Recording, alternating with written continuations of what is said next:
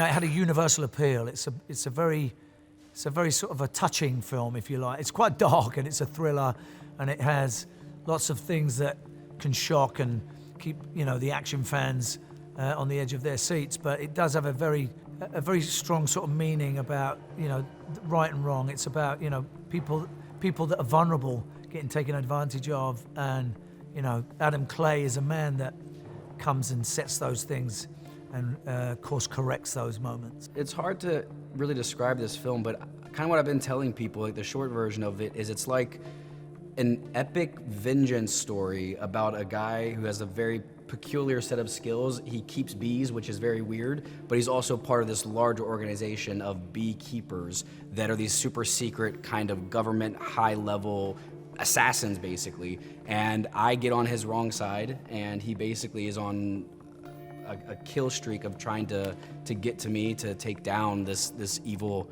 corporation that I've set up, which robs old people of their life savings. So it's a story of searching for justice, and really like what does justice mean and how that looks for different people's perspectives. It's about corruption, the corruption of power, how power corrupts, and to a certain extent, naivete of thinking that can be dealt with easily. I think as we see it from a distance, hopefully, a lot of us would like to be in Jason Statham's shoes. I mean, the law is the law, but when it fails, it's difficult to, sometimes the law gets in the way of what right and wrong is. The protocols of what's allowed can be obstructive. So Adam Clay takes the reins on that, and what's right and wrong is very important to him. Yeah, I think the idea behind a beekeeper skill set is they don't need to run around loaded up with guns, like a soldier would. A beekeeper is going to use the environment. A beekeeper is going to sort of sneak in, cause damage, and get away before he knows what happened. A beekeeper can sneak in, cause damage, and get away before you know what happened. And maybe they'll use a wine bottle. They're going to use anything available in the environment to take out the bad guy and get the mission done. If they need a gun for the task, absolutely. If they got to blow stuff up, they're going to do that.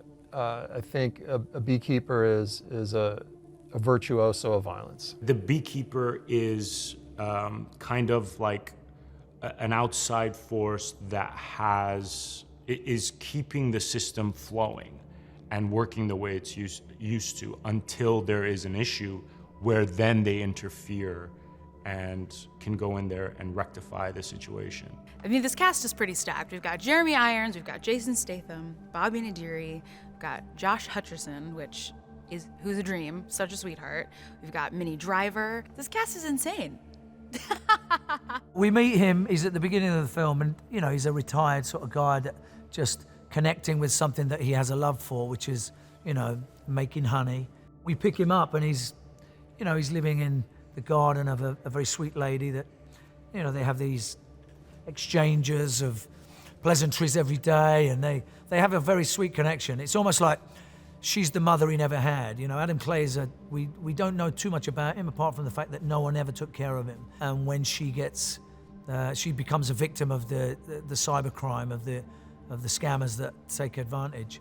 And he decides to get in front of that and take it all the way to the top. And as the movie escalates, we get to understand that it's everything is much bigger than we anticipated it to be. Jeremy Marinas, who was my stunt coordinator, fight coordinator, just did an incredible job there, because it's coming up with the grammar. What does the movement look like? What do our fights even look like? Are they cowboy brawls? We have very sophisticated kind of fluid action that develops. And the process is Jeremy writes action, shoots it on video, we present it to Jason. Jason has his ideas, and he's really smart, and he really knows what he's capable of, and want to make sure that is showcased in these stunts. Then we practice and practice and practice, and then I figure out how to get a camera on it, and then you just grind on the day. shooting action, I don't think people understand, is there's a lot of repetition to it. It's a very physical, strenuous activity, even for the crew. But it's a lot of fun, and when you see those shots, those dailies come out, and you know you're going to take you know, a treasure trove back to editorial and create an amazing stunt sequence. And it's just like being in the delivery room and watching something incredible come out. Playing Derek is a pretty big departure for me. He's an absolute maniac who is, you know, high on power, high on money, and high on many substances. But it was just going into the headspace of somebody who is just on a tear, and his ego and narcissism are just like firing at levels that no one should ever experience. It was, it's a lot. It's exhausting, but it's really fun to just tap into a whole other side of yourself that you didn't know existed, and you kind of find out it's scary that it can't exist. I think he's wonderfully cut out for this character. He's found a great way to play it. Our scenes were a lot of fun, a lot of fun.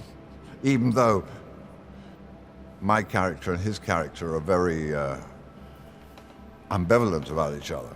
They're the bad guys. They're the bad guys, and because they do bad things and condone bad things. It's Jeremy Irons, who, incredible actor, just a really gifted actor, and I was so honored to work with him, and it was such a pleasure to have him on set. He plays a former CIA director who has sort of come under the sway of a less than ethical crypto businessman, played by Josh Hutcherson, and he's such a good actor. Josh is an amazing actor, and then you combine him with, you know, a legend like Jeremy Irons, and now you have this incredible chemistry, and you start to believe these characters. You start to believe them. You have a sense of their growing desperation as they get chased by a beekeeper. We're trying to do something that is very visceral and, you know, very shocking and believable. So we're not trying to do something overly spectacular in kinds of its dazzle. We're trying to keep things very real, very dangerous, and very efficient. And I think that's what Adam Clay does. He provides efficiency rather than something overly flamboyant in terms of the, you know, the fancy stuff. So we've kept it very real and very, very almost military-driven kind of danger. And this is all driven by David. This is his whole vision. He's the leader. We come in, we have ideas, but really his ideas are never anything other than great. And we just want to, you know, exact those ideas. The thing with Jason, he has this incredible physicality, which you just don't see in a lot of actors. It's not a common thing to have a true movie star who is also a gifted fighter. In the real world, he can go in a boxing gym and hold his own. And it's truly an honor to work with him because he has such an instinctual understanding of what's going to look good on that screen.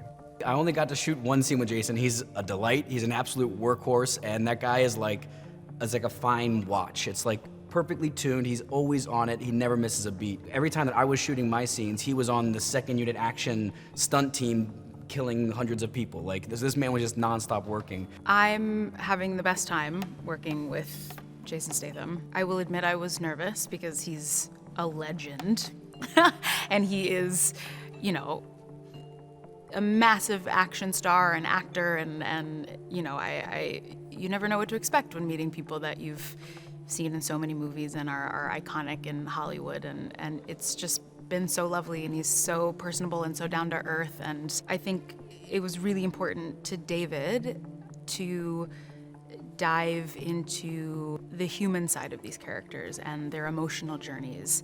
And yes, there is all of the action and all of the fights and the guns and the blood and like everything that you want in an amazing action movie, but there's also this really deep layer of emotional,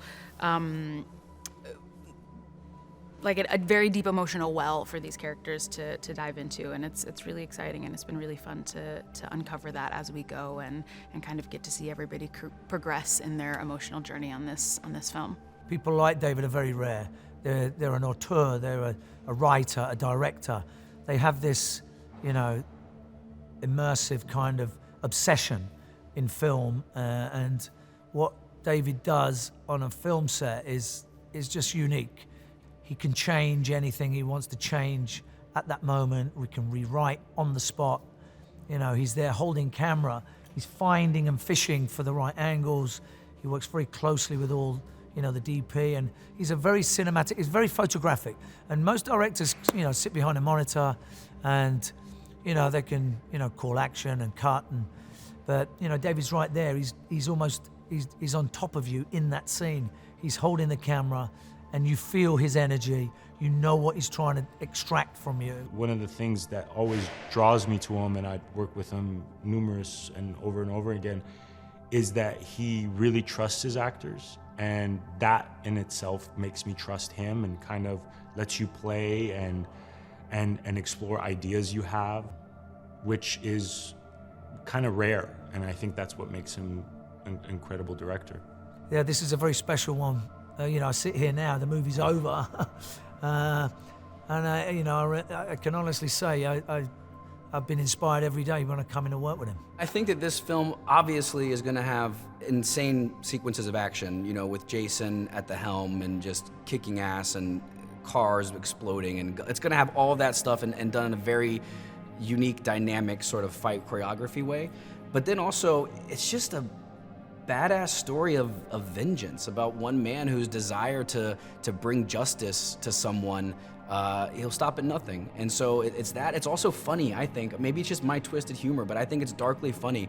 And my character is so ridiculous. He's laughable in so many ways, but always grounded in reality. So it's a dark, grounded action comedy that's hyper violent. The heart of this movie is something that would translate to any country, any family, anywhere, any person that would have heard of something of this nature. That, you know, once we set things in motion, we're off for a ride. You know, it's these scumbags really get taken apart, and it's the cause is so justified, and I think everyone has an attachment to someone in their family that might have been preyed upon, getting conned in some way.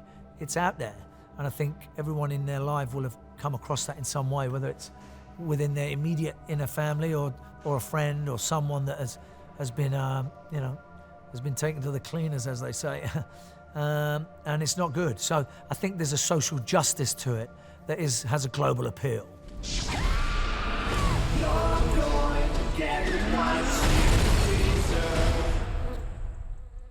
What?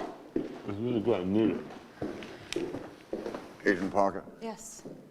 I'm so very sorry about your mother.